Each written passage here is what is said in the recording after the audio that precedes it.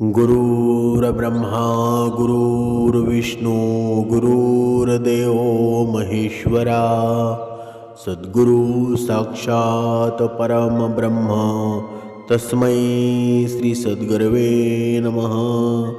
जय जय रघुवीर समर्थ श्रीराम समर्थ।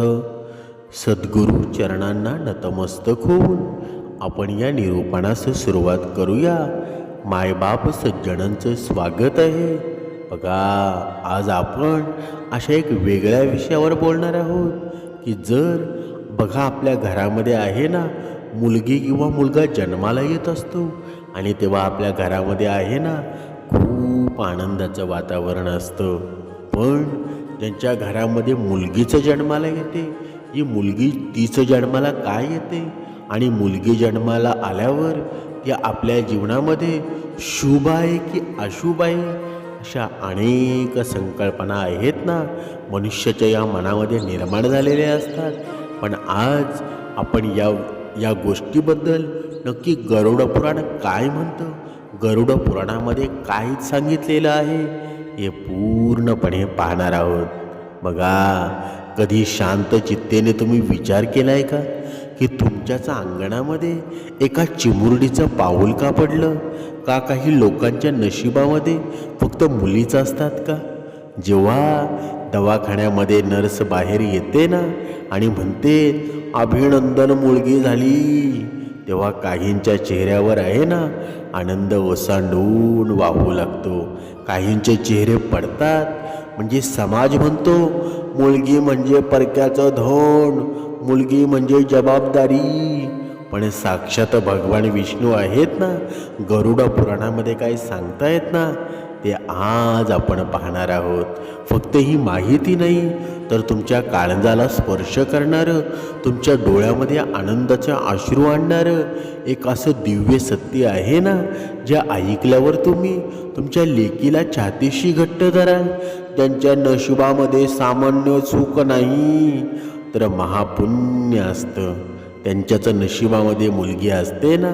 आज आपण गरुड पुराणाच्या या पानातून ते रहस्य उलगडणार आहोत, जे आजवर तुमच्यापासून लपून ठेवलेलं आहे। म्हणून शेवटचे सत्य आहे ना ते आपल्याला निर्माणच होणार आहे। बघा, हे ऐकल्यावर तुम्ही स्वतःला जगातील सर्वात भाग्यवान व्यक्ती समजू लागाल की तुमच्या घरामध्ये एक लक्ष्मी जन्माला आलेली आहे। तुमच्या सर्वांचे मनापासून स्वागत आहे। बघा, या निरूपणामध्ये आहे ना आपण अशा विषयावर बोलणार आहोत ना जे लोक केवळ आध्यात्मिक नाही तर आपल्या अस्तित्वाशी जोडलेला आहे। बरेच जण विचारतात ना, दादा आम्हाला मुलगी झाली पण आमचे सासू सासरे नातेवाईक टोमणे मारत असतात, म्हणतात की वंशाचा दिवा हवा आहे, मुलगा हवा आहे, मुलगी झाली म्हणजे आमची काही चूक झाली का? बघा, आज गरुड पुराणाच्या आधारे जे काही सत्य मांडणार आहे ना ते ऐकल्यानंतर तुमच्या स्वतःकडे आणि तुमच्या मुलीकडे पाहण्याचा दृष्टिकोन आहे ना 180 अंशाश बदलेल। मुलगी होणं ही कोणतीही शिक्षा नाही, कोणतेही पाप नाही, तर तो ईश्वराने तुम्हाला दिलेला जगातील सर्वात मोठा सन्मान आहे। भगवान विष्णूंनी गरुड देवाशी संवाद साधताना अशा काही गोपनीय गोष्टी सांगितलेल्या आहेत, ज्या वाचल्यावर समजतं की कोणत्याही घरामध्ये मुलगी जन्माला यावी हे स्वर्ग लोकातून आधीच ठरवलेलं असतं। आज आपण जाणून घेणार आहोत की तुमच्या घरामध्ये मुलीचा जन्म होण्यामागे तुमचे कोणते कर्म कारणीभूत आहेत, तिचं येणं तुमच्या आयुष्यामध्ये कोणते बदल घडून आणतं आणि दत्तगुरूंचीही त्यावर काय विशेष कृपा असते ना। चला तर आता अद्भुत आणि भाविक आध्यात्मिक प्रवासाला सुरुवात करूया। गरुड पुराणामध्ये भगवान विष्णू गरुड देवाला सांगतात की हे गरुडा, जो मनुष्य आपल्या पूर्वजन्मामध्ये अत्यंत सात्विक आयुष्य जगतो ना, जो कुणाचंही मन दुखवत नाही आणि ज्यानं निस्वार्थ भावनेनं ईश्वराची सेवा केली असेल ना, त्यालाच कन्यरत्न प्राप्त होतं। बघा, सगळ्यांनी लक्ष देऊन ऐका, कन्या होणं ही काही छोटी गोष्ट नाही. मुलगा हा एका कुळाचा वंश चालवतो, पण मुलगी आहे ना 2 कुळांचा उद्धार करते. गरुड पुराणामध्ये असं स्पष्ट उल्लेख आहे की ज्या व्यक्तीच्या नशिबामध्ये कन्यादान करण्याचं भाग्य असतं त्या व्यक्तीला मृत्यूनंतर यमलोकामध्ये जावं लागत नाही. कन्यादान आहे ना या पृथ्वीवरील सर्व दानापेक्षा श्रेष्ठ मानलं गेलेलं दान आहे. तुम्ही विचार करा, साक्षात ईश्वराने तुम्हाला दाता म्हणून निवडलेलं आहे. मुलगी जेव्हा तुमच्या घरामध्ये येते ना तेव्हा ती स्वतःचं नशीब घेऊन येते. काही लोक म्हणतात ना की मुलीचं लग्न कसं होईल, पण गरुड पुराण म्हणतो तिचं लग्न ईश्वरानं आधीच ठरवलेलं असतं. तुम्ही फक्त माध्यम असता. काही माणसं म्हणतात ना, बघा बाप भरपूर गरीब असतो आणि भरपूर गरीब असल्यामुळं त्याच्याकडे फारसं धन नसतं, असे लोक म्हणतात ना. तुझ्याकडे तुझ्या मुलीचं लग्न करण्यासाठी तुझ्याकडे पैसे नाहीत, मग तू कुठून लग्न करणार आहेस बरं? पण ती चिंता आपल्याला करायची गरज असते का बरं? ती चिंता भगवंत करतो. अंगावर शहारे येतात ना हे ऐकून. ज्या मुलीला जग परकधन म्हणतं ना तिला प्रत्यक्ष देवानं मोक्षप्राप्तीचं साधन मानलेलं आहे. तुम्हालाही तुमच्या लेकीचं हसणं पाहून असं वाटतं का की माझी मुलगी नाही तर साक्षात पंढरीची विठू माऊली आहे किंवा कोल्हापूरची महालक्ष्मी आहे, माझ्या घरामध्ये आलेली आहे? पुढचा महत्त्वाचा मुद्दा म्हणजे जो गरुड पुराणामध्ये गूढ रीतीने सांगितलेला आहे, मुलगी कोणाच्या घरामध्ये जन्माला येते. भगवान सांगतात ना, ज्या आईवडिलांचं मन अत्यंत कोमळ असतं, सहनशील असतं आणि प्रेमळ असतं ना, जे प्राणी मात्रांवर दया करतात, त्यांच्याच पोटी भगवंत आहे ना एका स्त्री शक्तीला पाठवतो. स्त्री शक्ती म्हणजे साक्षात आदिमाया आहे, आदिशक्ती आहे. एखादा कडक किंवा दगडी हृदयाचा माणूस या मुलीचं कोमळ भाव समजू शकणार नाही. म्हणून ईश्वर अशा पालकांची निवड करतो जे आपल्या मुलीला फुलासारखं जपतील. बघा, सद्गुरू नेहमी सांगतात ना, मुलापेक्षा मुलगी श्रेष्ठ, कारण ती बापाची माया जाणते ना. जर तुमच्या घरामध्ये मुलगी आहे तर याचा अर्थ असा आहे की सद्गुरू किंवा तुमच्या आराध्य दैवत तुमच्यावर एक मोठी जबाबदारी सोपवलेली आहे. त्यांना विश्वास आहे की तुम्ही या शक्तीचा सन्मान कराल. रोज सकाळी उठल्यावर आपल्या मुलीच्या चेहऱ्याकडे पाहून ईश्वराचे आभार माना. तुम्ही सकाळी सकाळी मुलीचा चेहरा जर तुम्ही पाहिला ना आणि तुम्ही चांगल्या कामासाठी गेले तर तुमचं ते काम सक्सेसफुली पूर्ण होणार. कारण मुलीच्या चेहऱ्याकडे आहे ना ती प्रसन्नता असते, ती पॉझिटिव्हपणा असते. म्हणून दर शुक्रवारी आहे ना आपल्या मुलीला तिच्या आवडीचा पदार्थ खाऊ घाला. गरुड पुराणानुसार कन्या ही भाग्याची राशी आहे, कन्या ही भाग्याची रेषा आहे, ती उजळवणारी असते. जर तुमची कामे अडकली असतील ना तर मुलीचा आशीर्वाद घ्या, ती साक्षात लक्ष्मीचं स्वरूप आहे. गरुड पुराणातील प्रेतकल्पामध्ये एक खूप हृदयस्पर्शी उल्लेख आहे. तिथं असं सांगितलेलं आहे की ज्याच्या घरी मुलगी जन्माला येते आणि तो तिचा सांभाळ प्रेमाने आणि आदराने करतो ना, उत्तम संस्कारांनी करतो, त्याच्या मागील 7 पिढ्या आणि पुढील 7 पिढ्यांचे दोष नष्ट होतात. आपण या पितृपक्षामध्ये पितरांसाठी श्राद्ध करतो ना, पण गरुड पुराण म्हणतं मुलगी जेव्हा आपल्या माहेरच्या लोकांसाठी मनोभावे प्रार्थना करते ना, किंवा जेव्हा ती सासरी जाऊन आपल्या माहेरच्या कुळाचं नाव काढते, तेव्हा तिच्या पितरांना स्वर्गामध्ये विशेष स्थान मिळतं.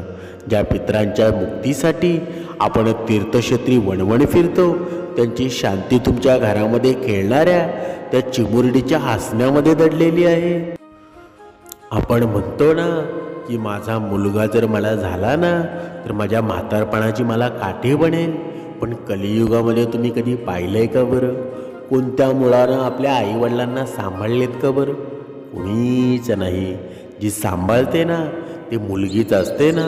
म्हणून मुलगी म्हणजे सद्गुरूंच्या प्रमाणे तुमच्या म्हातारपणासाठी पाठवलेली एक दिव्य शक्तीच आहे. अनेकदा आहे ना, जुन्या विचारांचे लोक म्हणतात ना, काहीतरी पाप केलं असेल म्हणून मुलगी झाली. गरुड पुराणामध्ये अशा विचारांचा कडक शब्दामध्ये निषेध करतं. भगवान विष्णू म्हणतात, जे लोक मुलीच्या जन्माचा तिरस्कार करतात ना, किंवा मुलीला मुलापेक्षा दुय्यम स्थान देतात, त्यांना आहे ना रवरव नावाच्या नरकामध्ये जागा मिळते. आणि पुढच्या अनेक जन्मापर्यंत आहे ना त्यांना अपत्य सुख मिळत नाही. मुलगी होणं म्हणजे पापच नाही, तर तुमच्या आयुष्यातील पुण्यकर्माच्या फळाची सुरुवात आहे. ज्या घरामध्ये मुलीचा अपमान होतो ना, तिथे लक्ष्मी कायमची निघून जाते. आणि जर लक्ष्मी जरी असेल ना, तर ते लक्ष्मी आपल्याला कधीच सुख देत नाही. आपल्या घरामध्ये वारंवार भांडणं होणं, वाद होणं, आपल्या जीवनामध्ये कुणीतरी आजारी असणं, अशी अनेक प्रकारे दुःखाची कार्य आहेत ना, आपल्याला सहन करावी लागतात. मग त्या लक्ष्मीचा फायदा काय बरं? जर तुमच्या घरामध्ये खूप आर्थिक अडचणी असेल किंवा सतत आजारपण असेल, तर तुमच्या मुलीच्या हाताचे कुंकवाचे ठसे आहेत ना, पांढऱ्या कागदावर घ्या आणि तो कागद तुमच्या तिजोरीमध्ये ठेवा. गरुड पुराणानुसार जिथे कन्येची पूजा होते ना, तिथे अलक्ष्मी कधीच टिकत नाही. हा उपाय श्रद्धेने करून पहा, बदल नक्कीच दिसेल. गरुड पुराणामध्ये पित्याचा आणि कन्येचा संबंध हा ऋणानुबंधाचा मानला जातो ना, याला आपण कार्मिक कनेक्शन म्हणू शकतो. असं म्हणतात, जर एखादी व्यक्ती मागील जन्मामध्ये खूप पुण्यवान होती, पण तिची एखादी सेवा अपूर्ण राहिली असेल, तर तीच व्यक्ती पुढच्या जन्मामध्ये मुलगी बनून त्या पित्याच्या पोटी येत असते. मुलगा कदाचित मोठा झाल्यावर वेगळा होईल, पण मुलगी लग्नानंतर सुद्धा आपल्या बापाच्या आरोग्याची काळजी घेतेच ना.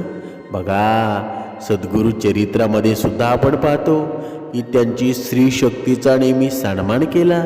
जेव्हा मुलगी आपल्या बापाचं बोट धरून पहिली पावलं टाकते ना, तेव्हा तो बाप जगातील सर्वात श्रीमंत माणूस असतो, कारण त्याच्या हातामध्ये साक्षात विश्वाच्या जननीचा हात असतो. तुम्हाला माहीत आहे का, गरुड पुराणात सांगतं ना की सृष्टीच्या आरंभी जेव्हा ब्रह्मदेवाने या विश्वाची रचना केली ना, तेव्हा स्त्रीला शांती, ममतेचं प्रतीक हेच बनवलं ना. ज्या वास्तूत मुलीचा वावर असतो, तिथे नकारात्मक ऊर्जा टिकू शकत नाही. मुलीची हाक, तिचं निरागस वागणं, यामुळे घरातील ताणवाताणव आहे ना, ती 50% कमी होऊन जाते. जर तुमच्या घरामध्ये सतत कटकटी होत असतील, तर आपल्या मुलीला रोज सायंकाळी तुळशीपाशी दिवा लावायला सांगा. मुलीच्या हातून रोज पक्ष्यांना दाणे टाकायला सांगा. यामुळं तिच्या पत्रिकेतील ग्रहदोष तर मिटतातच, पण पित्याचा राहू आणि शनीसुद्धा शांत होतो. हा उपाय 40 दिवस सतत करून पहा. घरातलं वातावरण कसं आनंदी होतं ना, ते अनुभवा. अनेकांना भीती वाटते ना की मुलीचं शिक्षण, लग्न कसं होणार, पण गरुड पुराण ठामपणे सांगतं, प्रत्येक जीव आपली शिदोरी आणि आपलं नशीब आहे ना, ते घेऊनच भूतळावर येत असतो. ज्या दिवशी मुलगी जन्माला येते ना, त्या दिवसापासून पित्याच्या व्यवसायामध्ये किंवा नोकरीमध्ये भरभराट व्हायला सुरुवात होते. ती तुमची प्रगती रोखण्यासाठी नाही, तर तुमच्या भाग्याची कवाड उघडण्यासाठी आलेली आहे. सद्गुरूंच्या मते, सद्गुरूंच्या या लीलेमध्ये आहे ना, आपण पाहिलं की एका भक्ताला व्यापाऱ्यामध्ये खूप तोटा झाला होता. तो आत्महत्या करायला निघाला होता, पण त्याच वेळी त्याला मुलगी झाल्याची बातमी मिळाली आणि अवघ्या एका वर्षामध्ये तो राजा झाला. ज्या पित्यामुळं किंवा मातापित्यामुळं मुलीच्या डोळ्यामध्ये अश्रू येतात ना, त्या घराचा विनाश अटळ आहे. मुलीचे अश्रू हे साक्षात ईश्वराच्या कोपाचे कारण ठरतात. उलट जी मुलगी मनापासून आपल्या आईवडिलांना आशीर्वाद देते, त्यांच्या घराची भरभराट कधीच थांबत नाही. मुलगा फक्त पितृपक्ष सांभाळतो, पण मुलगी तिच्या संस्कारांनी सासरच्या आणि माहेरच्या अशा दोन्ही कुळांमधील पापांचं क्षालन करते. गरुड पुराण म्हणतं ना की एका सुसंस्कारी कन्येचा जन्म होणं हे त्या कुटुंबासाठी दत्तकृपेचे सर्वात मोठं लक्षण आहे. जर तुम्हाला वारंवार स्वप्नामध्ये छोटी मुलगी दिसत असेल किंवा तुमच्या घरामध्ये मुलगी जन्माला आली असेल तर हा संकेत आहे ना की तुमच्यावर स्वामींची कृपा होणार आहे, तुमच्या जीवनातील कठीण काळ संपणार आहे आणि सुखाचे दिवस येणार आहेत.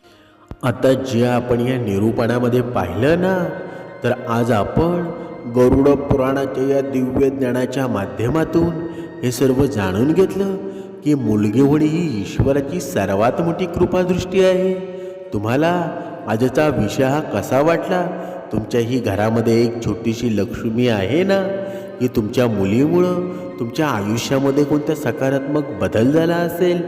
नक्की कमेंटमध्ये करा, नक्की कमेंटमध्ये सांगा.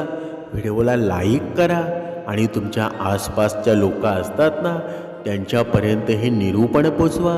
कारण हे एक निरूपण आहे ना प्रत्येकाच्या आयुष्यामध्ये भगवंताला जागं करणारं निरूपण आहे. तुमच्या हृदयामध्ये भगवंत जागा होईल, तो मुलीच्या रूपाने होईल. म्हणून आपल्या आयुष्यामध्ये होणारी प्रत्येक घटना आहे ना, प्रत्येक मुलीच्या आशीर्वादानं आपलं आयुष्य आनंदमयच होतं ना. म्हणून मुलीला कमी समजू नका, स्त्रीला कमी समजू नका. स्त्रीनं एक गोष्ट लक्षात घ्या, तुमच्यावर जास्त अत्याचार होत असतील ना तर जागे व्हा. अत्याचार अजिबात सहन करू नका. कारण जो अत्याचार सहन करतो ना तो अधर्माचं कार्य करत असतो. म्हणून जागे व्हा, संघटित व्हा, एकत्र व्हा आणि सर्वांशी सामना करा. चिंता करू नका, चिंता सोडून द्या, चिंतन करा. तुमच्या आयुष्याचं कल्याण झाल्याशिवाय राहणार नाही. अवधूत चिंतन. श्री गुरुदेव दत्त.